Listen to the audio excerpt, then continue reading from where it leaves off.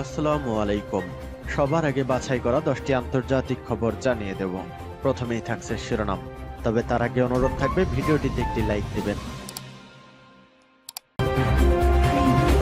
হাতে আসা সর্বশেষ আন্তর্জাতিক আপডেটে আপনাদের স্বাগত।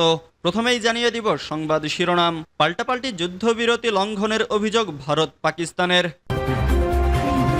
এরপর জানিয়ে দিব পাকিস্তানের পাল্টা হামলার মাত্রা দেখে হতবাক হয়ে পড়ে ভারত, বলছে সিএনএন। এদিকে পরমাণু অধিকার নিয়ে আপোষ করবে না ইরান, বলেছেন পররাষ্ট্রমন্ত্রী। এরপর জানিয়ে দিব যুদ্ধবন্ধের ইঙ্গিত পুতিনের, ইউক্রেনের সঙ্গে সরাসরি আলোচনার প্রস্তাব। আরও জানিয়ে দিব যুক্তরাষ্ট্র চীনকে ধন্যবাদ, ঐতিহাসিক বিজয় দাবি শেহবাজ শরীফের। সর্বশেষ জানিয়ে দিব ভারত পাকিস্তান 87 ঘন্টার যুদ্ধ, প্রতি ঘন্টায় ক্ষতি $100 কোটি। এতক্ষণ শুনছিলেন সংবাদ শিরোনাম, এবারে বিস্তারিত। তবে অনুরোধ থাকবে ভিডিওটিতে একটি লাইক করবেন এবং কমেন্ট করে জানিয়ে দিবেন কোন জেলা থেকে আপনি আমাদের এই ভিডিওটি দেখছেন। পাল্টাপাল্টি যুদ্ধবিরতি লঙ্ঘনের অভিযোগ ভারত ও পাকিস্তানের। যুদ্ধবিরতির ঘোষণার কয়েক ঘন্টার মধ্যে নিয়ন্ত্রণ রেখা বরাবর পাল্টাপাল্টি যুদ্ধবিরতি লঙ্ঘনের খবর পাওয়া গেছে।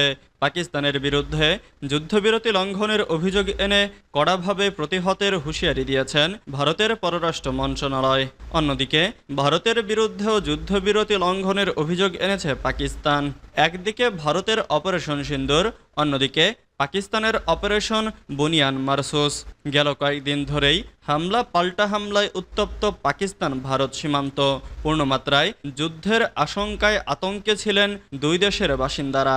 তবে অবশেষে আশার আলো দেখান মার্কিন প্রেসিডেন্ট ডোনাল্ড ট্রাম্প। শনিবার বিকেলে যুদ্ধ বন্ধ হয়েছে বলে সামাজিক যোগাযোগ মাধ্যমে পোস্ট দেন ট্রাম্প। তিনি জানান, রাতভর আলোচনার পর দুই প্রতিবেশী দেশ তাৎক্ষণিকভাবে পূর্ণমাত্রার যুদ্ধবিরতিতে রাজি হয়েছে।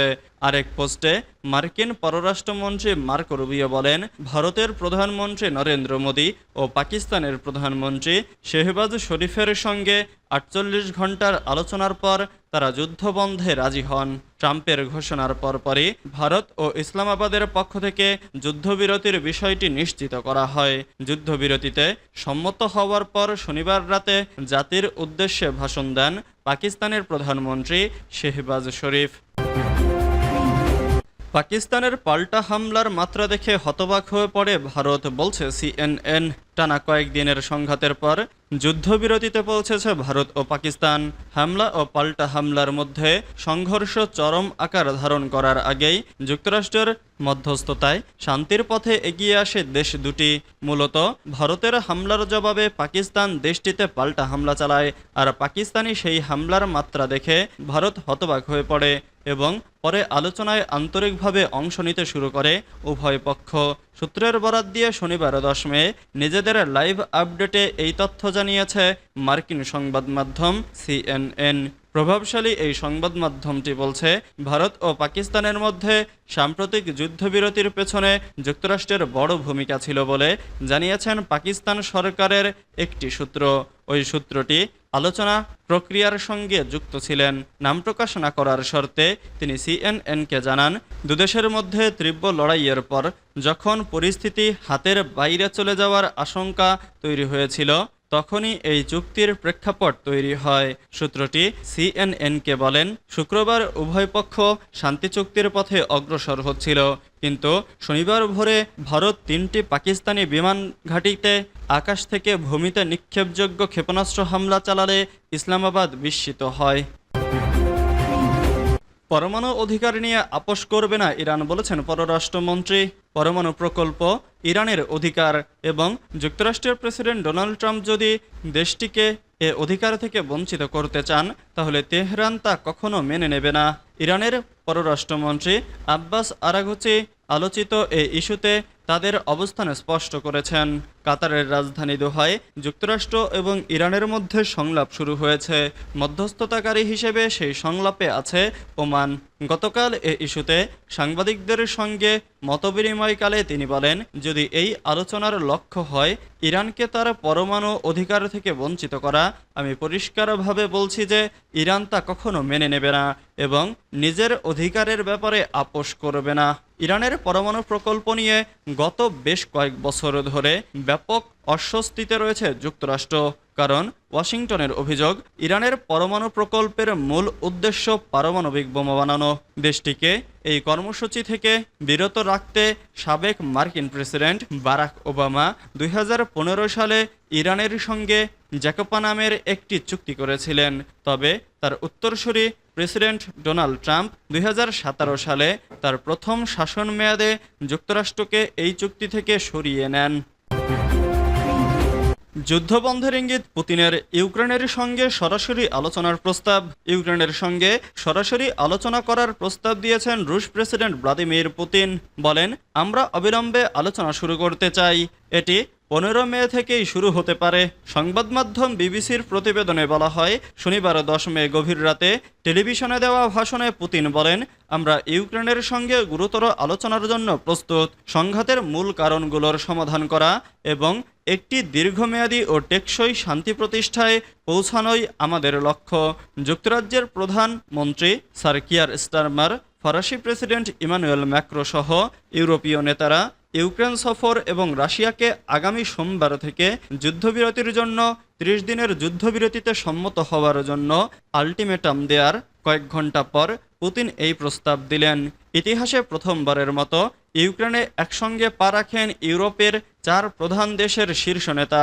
কিয়েভে দাঁড়িয়ে রুশ প্রেসিডেন্ট ভ্লাদিমির পুতিনকে স্পষ্ট ভাষায় জানিয়ে দেন, সোমবারের মধ্যে যুদ্ধ থামাতে হবে, নইলে আসছে অস্ত্র ও নিষেধাজ্ঞার ঝড়। এ সময় ইউক্রেনের প্রেসিডেন্ট ভলোদিমির জেলেনস্কির সঙ্গে নেতারা একসঙ্গে ফোন করেন মার্কিন প্রেসিডেন্ট ডোনাল্ড ট্রাম্পকে। ফোনালাপের পর সম্মেলনে জেলেনস্কি জানান, এই যুদ্ধবিরতি আকাশ, সমুদ্র ও স্থল সবকিছুর জন্যই প্রযোজ্য। রাশিয়া যদি না মানে, তাহলে ব্যাংক ও জ্বালানি খাতে আরও নিষেধাজ্ঞা আসবে বলে হুঁশিয়ারি দেন তিনি। যুক্তরাষ্ট্র ও চীনকে ধন্যবাদ, ঐতিহাসিক বিজয়, দাবি শেহবাজ শরীফের। যুদ্ধবিরতি কার্যকরের গুরুত্বপূর্ণ ভূমিকা রাখার জন্য যুক্তরাষ্ট্র ও চীনের ভূয়সী প্রশংসা করেছেন পাকিস্তানের প্রধানমন্ত্রী শেহবাজ শরীফ। একই সঙ্গে ভারতের সঙ্গে যুদ্ধবিরতিকে পাকিস্তানের ঐতিহাসিক বিজয় বলে দাবি করেছেন তিনি। শনিবার 10 মে মধ্যরাতে জাতির উদ্দেশ্যে দেয়া এক ভাষণে শেহবাজ শরীফ এসব কথা বলেন। ভাষণে পাকিস্তানের প্রধানমন্ত্রী যুদ্ধবিরতিতে গুরুত্বপূর্ণ ভূমিকা পালনের জন্য ডোনাল্ড ট্রাম্পের প্রশংসা করেন এবং সৌদি আরব, চীন, তুরস্ক, কাতার এবং যুক্তরাজ্য সহ অন্যান্য দেশকে ধন্যবাদ জানান। শেহবাজ চীনকে অত্যন্ত কাছের, খুব বিশ্বাসযোগ্য এক বন্ধু দেশ বলে উল্লেখ করে ধন্যবাদ জানিয়েছেন। এছাড়া যুক্তরাষ্ট্র যুদ্ধবিরতিতে সবথেকে গুরুত্বপূর্ণ ভূমিকা পালন করেছে বলে উল্লেখ করেন। পাক প্রধানমন্ত্রী বলেন, আমরা শান্তিকামী রাষ্ট্র, কোটি কোটি মানুষের বাস পাকিস্তানে, প্রত্যেকের জন্যই লাভজনক হবে ভেবেই আমরা যুদ্ধবিরতির এই পদক্ষেপ নিয়েছি। ভারত পাকিস্তান 87 ঘন্টার যুদ্ধ, প্রতি ঘন্টায় ক্ষতি $100 কোটি। গত 7 মে রাত 1:05 ভারতীয় বিমান বাহিনী অপারেশন সিন্দুর নামে একটি সামরিক অভিযানে নামে। মাত্র 23 মিনিটের এই আক্রমণে তারা পাকিস্তানের ভেতরে 9টি বেসামরিক স্থাপনাকে লক্ষ্যবস্তু বানায়। এই অভিযানে ভারতের প্রধান আক্রমণাত্মক প্ল্যাটফর্ম ছিল ফরাসি সংস্থা দাসর নির্মিত রাফাল যুদ্ধবিমান। এই যুদ্ধবিমান স্ক্যাল্প ইজি ক্রুজ মিসাইল এবং AASM হ্যামার বোমা দিয়ে সজ্জিত ছিল। এগুলোর মধ্যে প্রায় 550 কিলোমিটার দূরের লক্ষ্যবস্তুতে নিখুঁতভাবে আঘাত হানা সম্ভব।